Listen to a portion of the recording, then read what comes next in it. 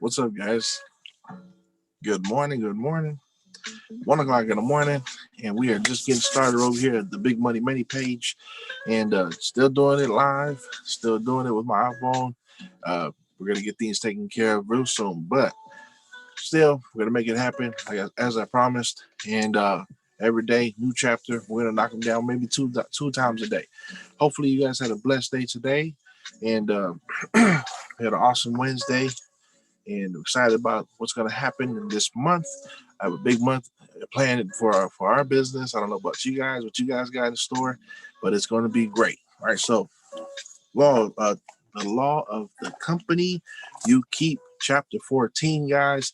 Let's get it done. All right, but before we do it, our background today, our quote is: "Don't let the idiots ruin your day." Don't let the idiots ruin your day. I don't know about you, but people are going to be uh, an oil spill in front of you. Like if like my coach likes to talk about, was it Spy Hunter, the game back in the day on Nintendo?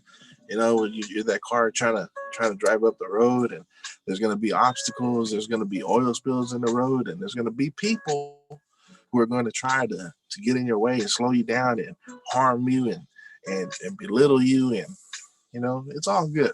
It's all good. If you got your head on right, if you have your feet planted, if you're standing and rooted in the Word of God, there's nothing that can stop you. I just want to be an encouragement to you all that you got to try, you got to put effort, work hard at it, whatever it is that you want to do, whatever it is you want to build. If you see me, I'm building up this podcast here. I don't know where it's going to take this, but I'm excited about it, and I'm not going to let people ruin my day. There's a lot of things that I want to say. There's a lot of things I want to, the ways I want to react, but God uses things in my life to calm me down and slow me down and say, look, um, you can't let people mess with you like that, right? So just you got to learn how to just dust it off and keep going. And so it brings us to this chapter right here, and that's just because of everything I'm going through right now. This chapter right here is just perfect. The law of the company you keep. And I'm a strong believer in what we're about to talk about today. It's a short chapter, but it is jam packed with some awesome information. And this is going to be a wake up call for a lot of you, because a lot of you have such potential. And God really instilled a lot of talents into you that you can use to grow something massive if you were to just focus your efforts and really come up with a plan. I believe that you could be someone great, a leader in such a major way, to start an organization to make an impact on the communities. That's my dream. That's my vision. I was sharing about something today, something that I saw that really, you know, uh, it really hit me right here, and I was like, man, if I had the money, I would really help this person. If I had the money, I would really, you know, put it towards families that are really in need in this certain situation. I won't go into too much details, but there's people that I want to help. There's people I want to impact. And so money is a fuel unit, and you got to make a lot of it if you want to make an impact. I mean, yes, you can definitely make an impact without money. Absolutely. You can definitely make an impact in your community without money. But the way I want to help people is going to take capital. It's not all going to be, uh, I can't do it all without money. Money is a fuel unit. It's just something to help whatever it is that I want to do with that money, right? So this right here kind of put things in perspective for me, chapter 14, because it's talking about the people that you and I keep around us, right? The people that we surround ourselves with. It is so important and vital to your business. It is so crucial to your success that you handle that area. Who is around you, right? So let's get to reading. 1 Corinthians chapter 15, verse 33, we always start off with a Bible verse. Do not be misled. Bad company corrupts good character, right? Very short verse, but one of the most powerful verses in the Bible, I believe, because it's such an impactful thing. The people that you keep around you, it can take you away from God. It can take you away from your family. It can take you away from your values. It can take you away from your wife, your children. It can cause you to fall in a major way. Just the company you keep around you. It is so important, right? And it says here, Corinthians, do not be misled, meaning you better wake up and understand how important this is to you. The company that you keep, it says bad company corrupts good character. You can do a whole sermon on just those few words right there. But I'm not going to go do that for you right now. Let's talk about the law of company you keep. We gave this spiritual principle this name to simplify a far-reaching concept. In Brazil, our mothers used to say, you can't root with the hogs, meaning like dig with your nose with the hogs and have a clean nose. This is very similar to the American saying, birds of a feather flock together, right? This is the truth. Rarely can someone belong to a group, and if he were in the minority of that group, be able to influence the group more than the person is influenced by it. Let me pause right there, okay? Because he's already dropping bombs. I said yesterday that I'm looking forward to this chapter because just by the title of this chapter, I said, oh, this is going to be big. In fact, I declare this is probably going to be one of the biggest chapters that I cover in this entire book. Not even knowing what's in the rest of this, but I didn't read the second half of this book. We are right at the halfway point here.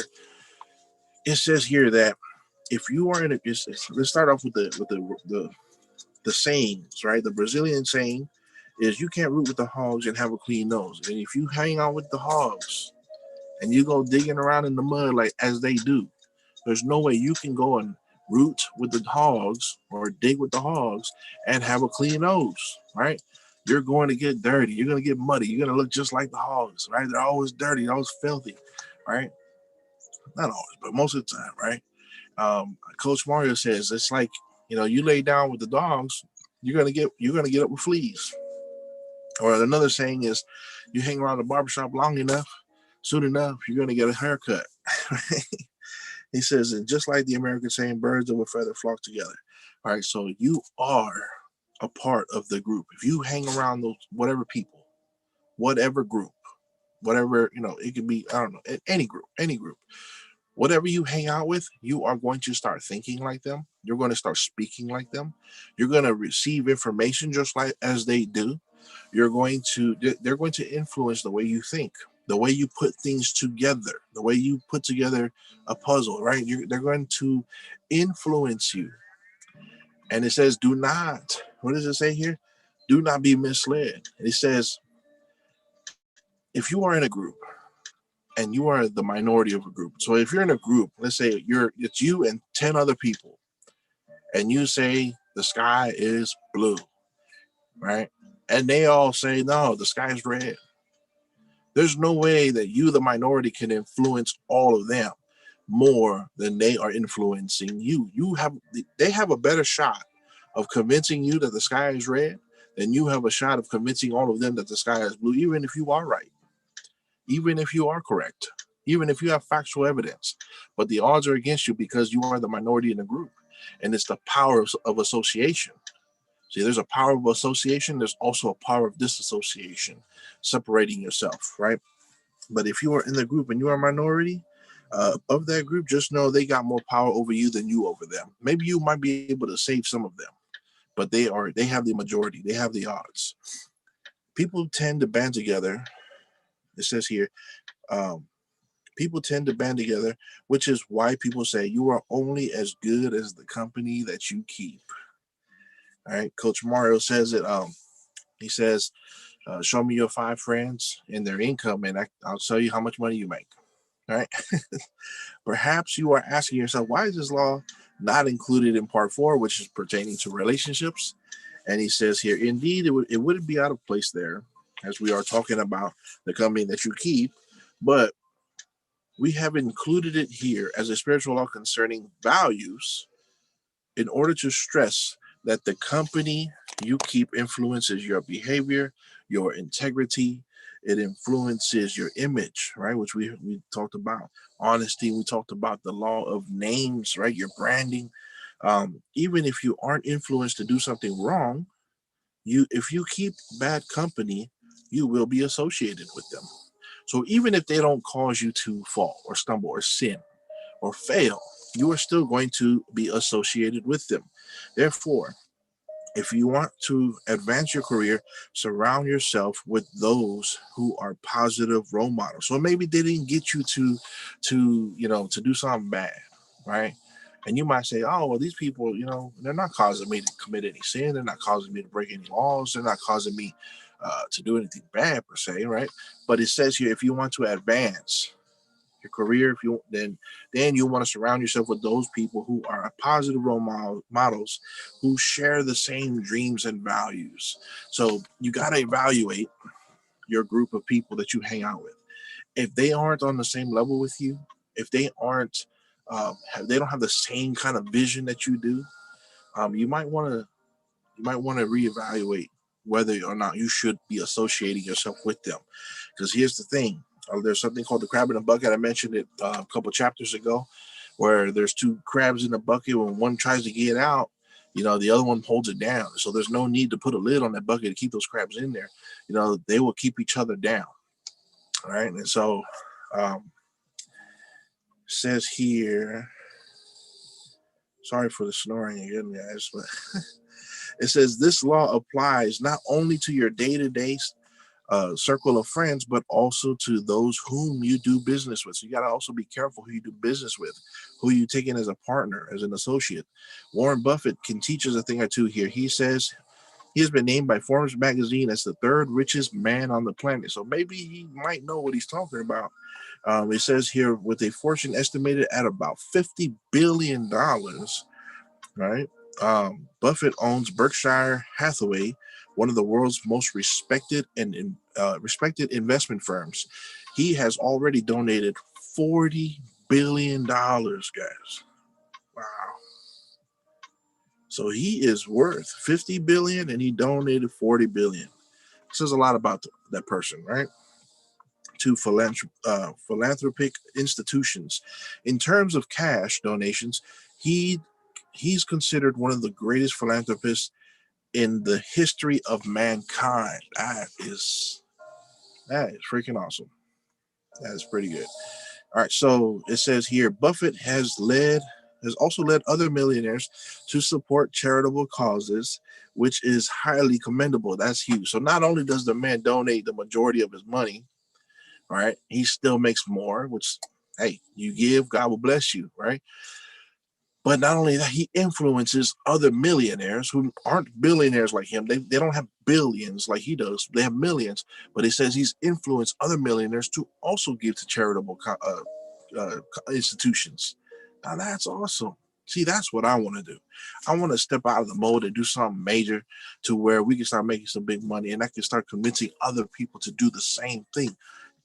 Become a person of high worth, and then of high value, then you can make even more of an impact. Imagine what you can do with $1 at your, for your community, for your whatever organization you're part of, and now think about what you can do if you had 100 million of those dollars. You do a lot more, a different level, right? What's wrong with that? Right? A lot of people, kind of shy away from that, but you know, good people do good things with it. That's all I have to say about that. And it says here, they cause other people to donate to charitable causes, which is highly commendable. Here is what this rich, intelligent man has to say about the company that you keep. It says you can't make a good deal with a bad person. Wow, right? So he's saying, be careful about who you do your work with, right? I've done it in business. Oh, that's so true. You can't do business with a bad person. I've done business, and what I've learned for 8 years, what I've learned is that if you want to stay in your comfort zone, I grew up in the hood, and I can easily go and find people in the hood to join my business. But here's the thing: they have a certain type of business that's going to be coming in. It's not really good. It's not really strong. Um, a lot of that business comes and goes. You get paid. You're also going to you're going to lose money on that business. Um, and there's a huge difference between who you choose to have as business partners. And I'm a living testament to it. Look, I don't think I've even shared this with my coach, but I'm gonna go ahead and share it with you guys. There's people. I've had appointments with some rich folks. I've had appointments with millionaires to sell life insurance and investments to, right? And I've had appointments in really nice neighborhoods, where I was ashamed that my car was all busted up, and I was like, man, I need to portray a person of business, a professional, right?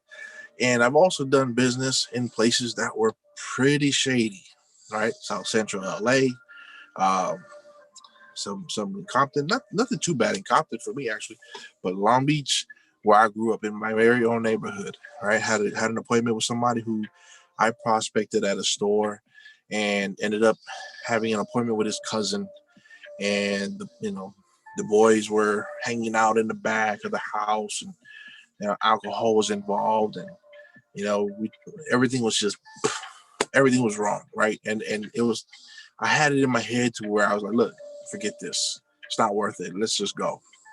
And they see me talking to the guy who I went to go visit, right? My future client I went to go see. And here's his family, like, hey, who's this guy?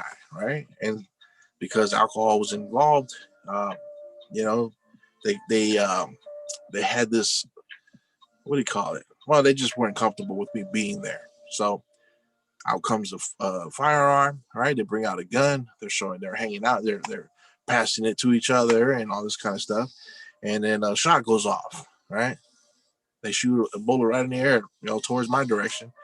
Loaded gun gets pointed at me a few times, and in my head, I'm scared, and not like scared, but I'm like definitely my antennas were up and all alerts were up. I had to stop my presentation right there and pay attention to these guys and what was going on. And I'm worried about, family that I had sitting out in the car in the front. And so I told the person that came to see, I said, look, we're not going to do this. All right. And so because I had my wits about me, I had to exchange some words with them, and I managed to get out of there before anything else happens. Now, this should never have happened. This should never have happened. But because I acted out of desperation, I was in there just in the grind. I had things going. I had goals and things I was after. I was just like, let's do this. Now, whatever we got to do, let's make it happen. But because I had judged the wrong way, I put my life in danger. I put other people in danger.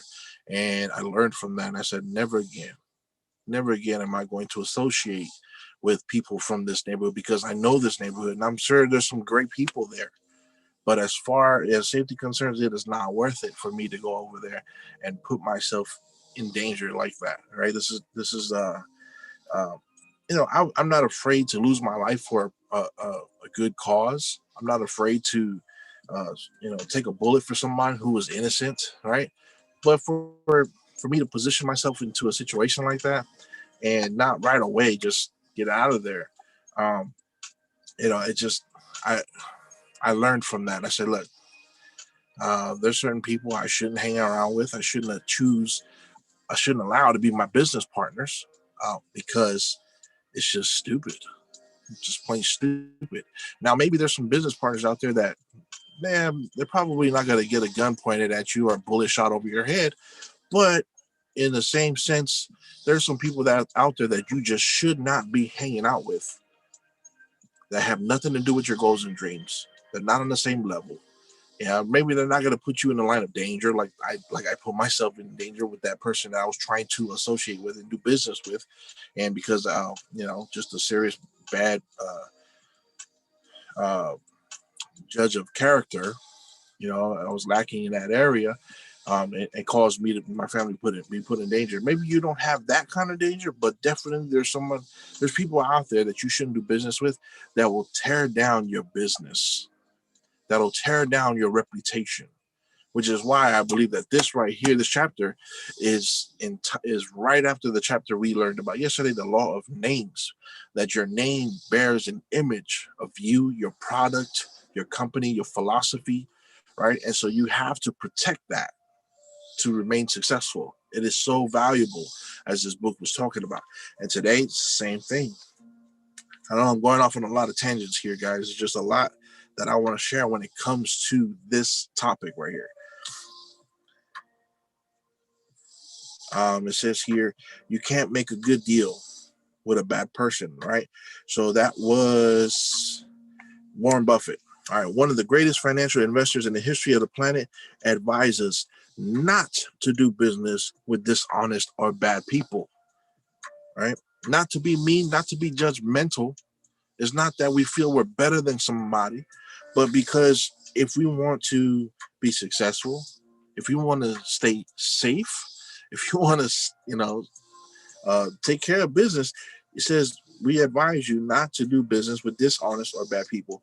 We are not talking about religious prejudice, nor are we saying that you should ever not do business with an unbeliever, but instead we are merely agreeing with Warren Buffett in advising that if you want to get ahead in life, you should connect with those who enjoy working. They are overboard. They have a good sense about them. And when honorable professionals get together, they create a synergy and a circle of virtue that mutually strengthen one another. That is huge. When you get together with When honorable professionals get together, they create a synergy and a circle of virtue that mutually strengthen one another. There's nothing like working with a professional who's hungry, who has a desire to go after the same things that you are, right? Nothing like it. So we'll conclude with two pieces of advice. Number one, don't do business with bad people. And number two, don't be the bad guy in whom the good guys shouldn't do business with. You never want to be that person either, right? It's man. So avoid bad company. It says Proverbs in 13, chapter 13, verse 20. One of my favorite verses says, "He who walks with wise men will be wise, but the companion of fools will suffer harm." Oh man, see, I didn't even. That ties so well into what the personal story I was sharing with you right now. All right. If you hang out with wise men, you will be wise, but the companion of fools will harm him. There's people in your life that you don't need, right? But anyway, but it says here, but aren't you proposing segregation, you might be asking? Not at all.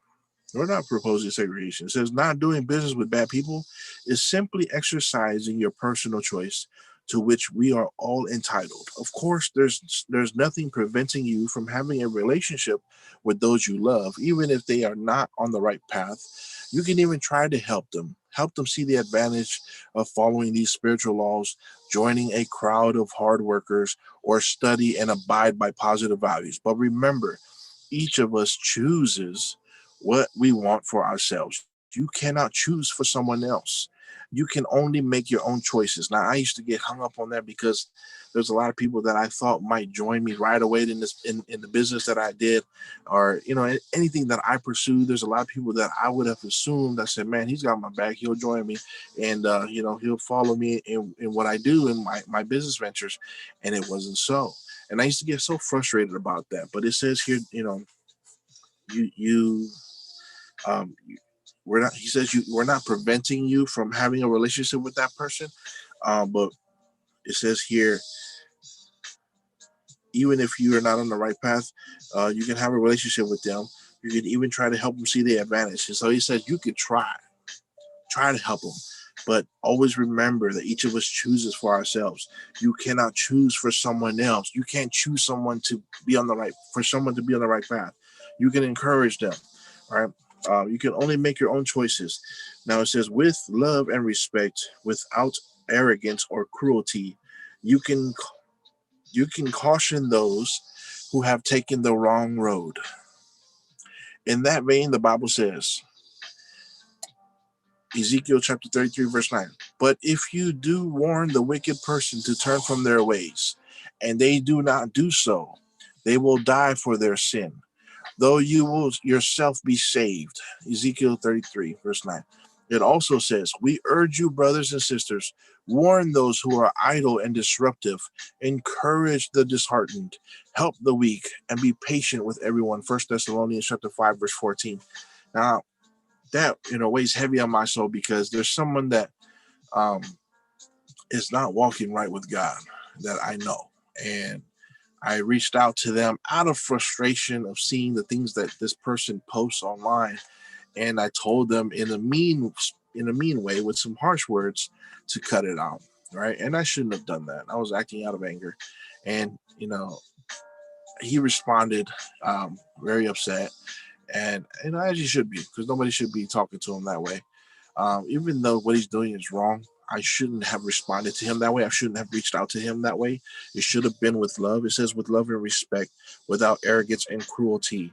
You should caution those who are or have taken the wrong road. And that's the way I should have, with caution, which I didn't, with respect, which I didn't. And I do regret it, even though at the time I'm just like, I don't care, whatever. I gotta tell this guy the truth. He's on the wrong path. I don't want to see him burn in hell. I don't want to be, I don't want to, be the person who doesn't say anything because I don't want to hurt his feelings. And yes, that's valid. That is a valid truth. You shouldn't worry about hurting someone's feelings when you got to tell them the truth about something. But the way I handled it wasn't right. I did apologize to the person. I really just wanted to warn him that he's doing wrong, and he should come back and do right with his life. But it says here, and I was in the right to have that notion to caution them, and as should you, whether it's in business or whether it's in personal dealings or whether it's a relationship or someone's spiritual walk. If you see someone that's on the wrong path, you should be encouraging them. It says, we also urge you, brothers and sisters, to warn those who are idle and disruptive, and encourage the disheartened, help the weak, and be patient with everyone. So always include patience with those kinds of things, because you're dealing with people. And when you deal with people, you deal with emotions.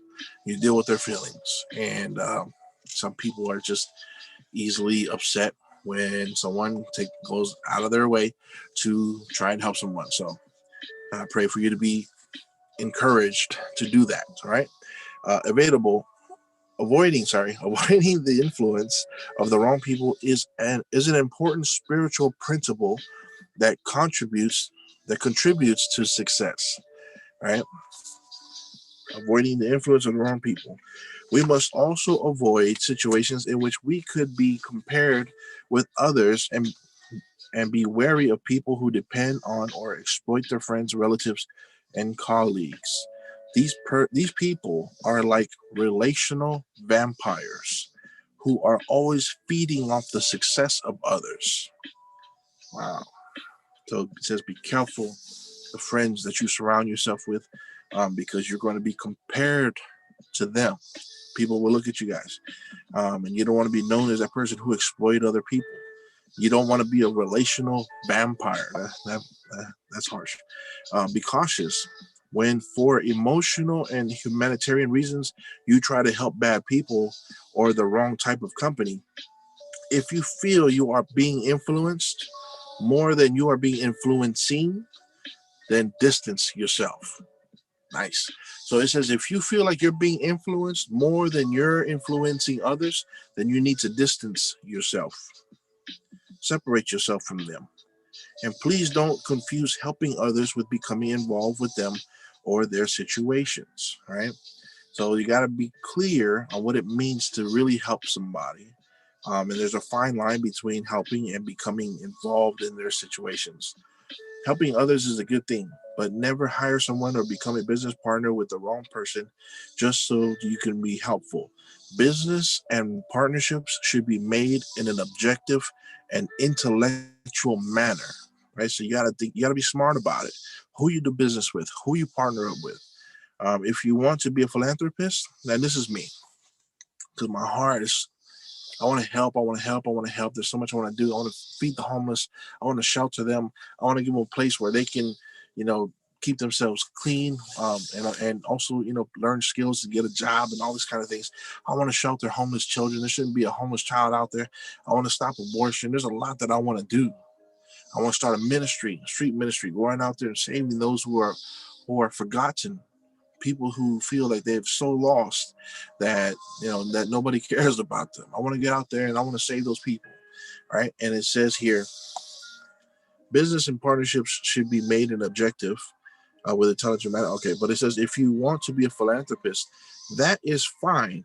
Set up a healthy business with competent people who can help and commit to the company and make money. And then with the money you earn, go and help those people. So it said if you want to help people, you can go ahead and volunteer and do all that kind of stuff that you can do for free, just with your time.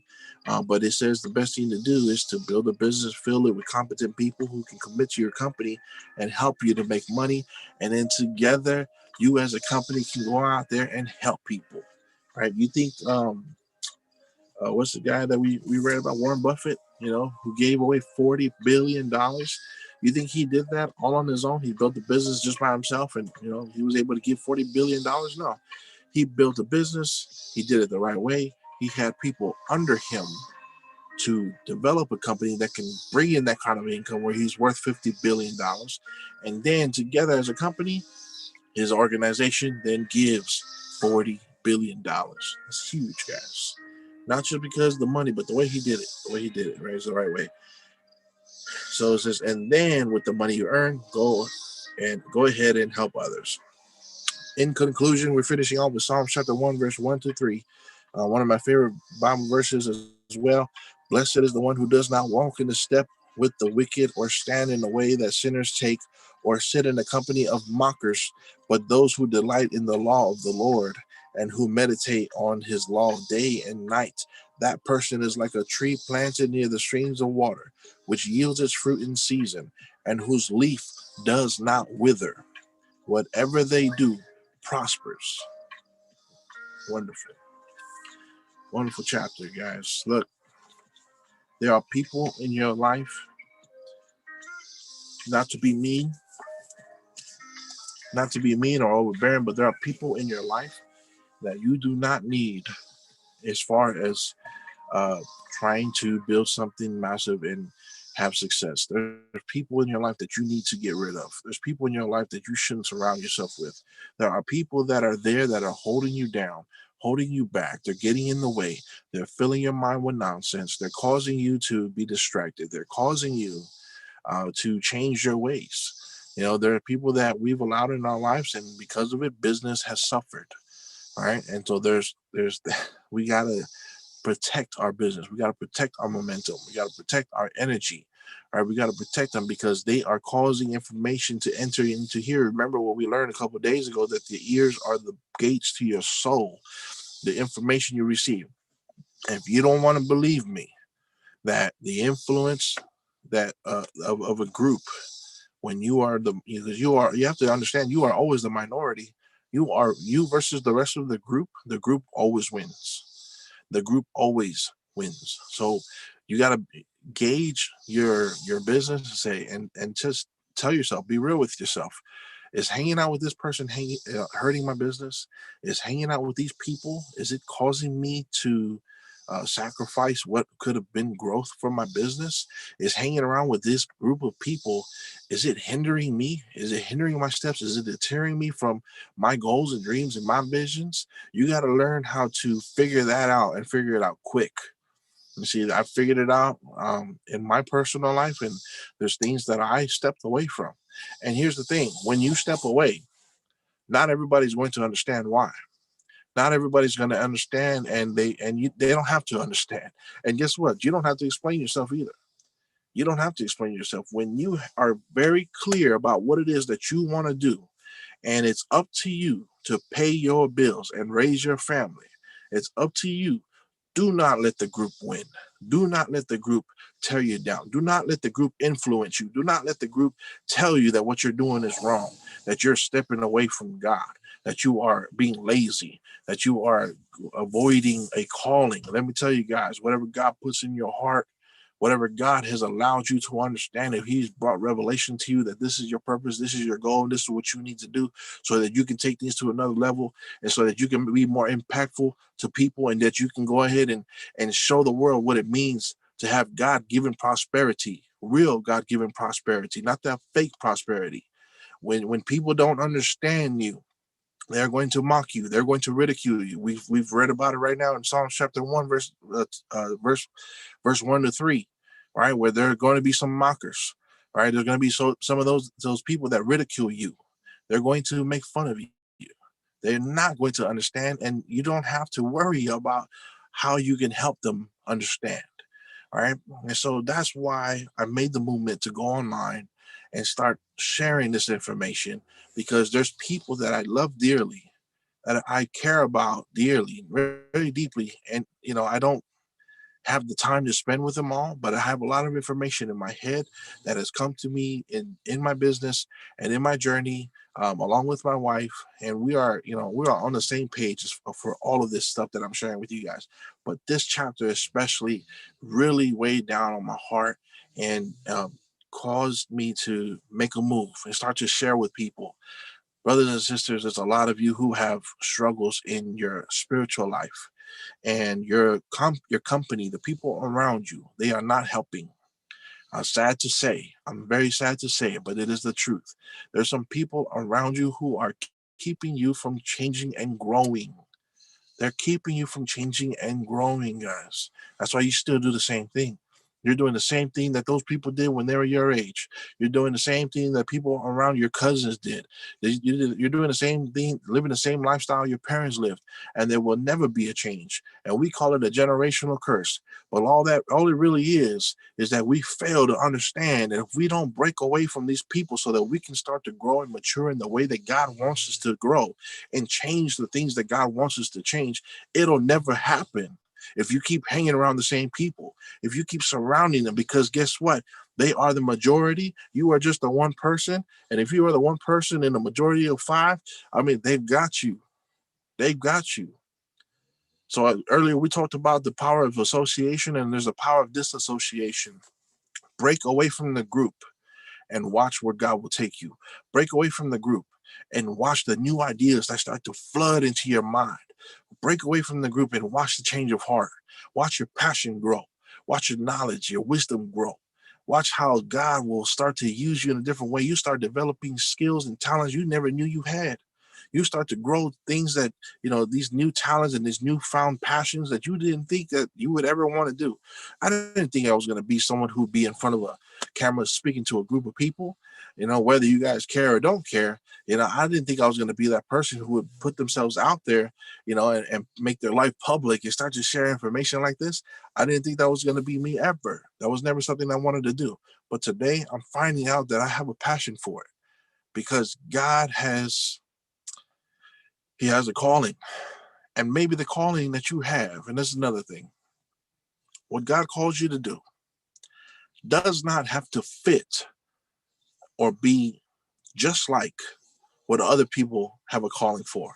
Your calling is different from another person's calling. An elephant has a different lifestyle than an ant, than a wolf, than a lion. They've all got different roles. Even in people, there are people who are leaders, and there's people who are workers, there's people who are cleaners, there's people who do all kinds of roles that they have in life. God has designed you to be something special, unique, not like everybody else. If you're doing the same thing everybody else is doing, if you're doing the same thing your dad did, the same thing your cousin did, the same thing your neighbors did, your homies, if you're doing the same thing as them, what makes you so special? What makes you think that you'll be able to elevate past them? And when you look at their life, you're going to be like, that's your income. You look at their life, that's your lifestyle. Look at what they like, that's what you like. The clothes they wear, that's the clothes you wear. Miles Monroe says it, man. He says, we've lost our identity. We've lost our identity. We don't know who we are. We have an idea of who we are. We think we know who we are. But what we wear is what other people wear. They tell us what brands to buy. They tell us what music to listen to. You get that message. They have that conversation. Hey, did you hear so and so's new song? Oh, that sounds nice, man. That sounds banging, right? And then you go listen to it like, oh yeah, it is good. It is a nice song, man. I like that song. Same thing. Movies, clothes. Hey, you see those new shoes by so and so and so and so? Oh yeah, I got mine. Well, what do you do? Yeah, I'm gonna get mine too. We're all some dumbed down people, man. And we all get together in this pack, this flock, right? And we see people do a lot of Samoans. They do what other Samoans do. They watch the same football team other Samoans do. They listen to the same music other Samoans do, right? Isn't that how it is, right? People from East LA listen to certain music, and then people from North Long Beach listen to different music, different kind of bands. We act just like everybody around us. So if you think that you're going to do something different, best of luck to you. But our advice today is to separate yourself. Don't be that person, right, that people don't want to do business with. And also don't do business with bad people. You got to up your game. You got to upgrade. You got to level up. You got to level up. You got to develop your mind. Develop your mind. Take it back from the enemy. Take your mind back from your friends. Take your mind back from the group that you associate yourself with, right? And that's causing you to do everything that you do because you do things just like your friends do. Don't lie and say that. Oh no, I don't let them tell me what to do. Yeah, you do. All they got to do is wear something. And now all of a sudden you want to wear it. But yeah, think about that, guys. Think about that and break free from that mold. Break free from that curse. That is a curse. We're just walking. We're going around in circles doing the same crap.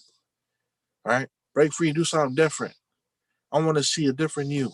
I want to see you listen to something you like to listen to. Look, I'm Samoan. I grew up in a Samoan neighborhood, right? Guess what my favorite type of music is? Ain't reggae. It's not old school. It's not oldies. It's not hip hop. Sure as hell is an R&B. I don't like R&B for nothing, right? That's why I don't know too much about who it's, all these artists and whatever. I listen to blues.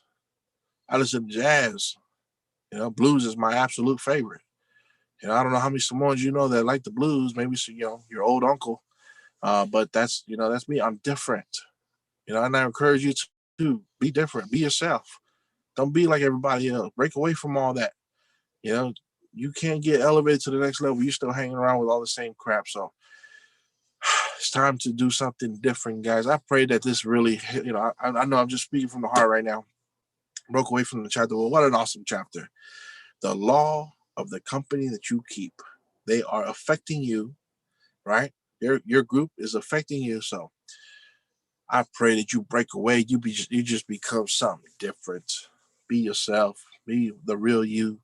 Don't be afraid to be some weirdo who stays up at 1 o'clock in the morning, does a podcast trying to influence other people when really he doesn't really have much himself, right? But we do it anyway. Why? Because I have a passion for it, because I love it, because God put it in my heart, right? And so I'm gonna do that because I love people and I want to see people grow and I want to see things change and I want to make an impact.